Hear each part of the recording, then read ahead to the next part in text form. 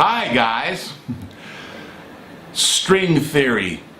Today a young student called me and asked me what I thought about string theory. I did not know what it was, but I thought this would be a good lesson for people preparing for the IELTS, because sometimes you might be asked a question and you don't know. It's not inside of your world or part of your experience. So I have some ways that you can admit or comment that you're not an expert in that subject. These will give you time to think of something else to say.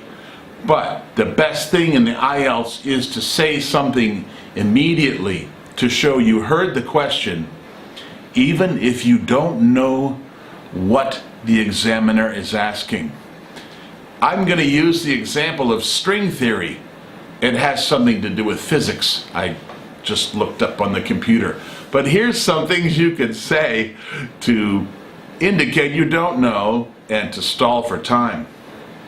Number one, oh, that's a tricky one because I know nothing about string theory. Number two, that is something I don't know much about. String theory. Number three, I never really thought about that. Number four, that's a new topic for me. Number five, I have not given that much thought. Number six, I am really not active in discussions of string theory. And number seven, you've asked me about something with which I'm not familiar. Those are 7 ways to say, I don't really know. The next best thing to say is how you would research the topic that you've been asked about, or you could say something like, I'm not familiar with that topic, but I know my parents have experienced something. I don't know much about that topic, but I have read. I don't know much about that topic, but I saw a show on TV. These are all ways to answer a question when you don't know the answer. One example that happens during the IELTS is a student is asked about wedding traditions in their country.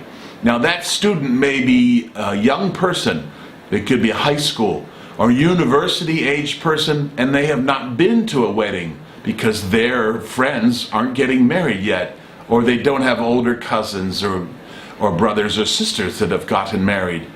But that person could say, I'm not familiar with weddings because I haven't been to one, but in my country, these are some things that occur.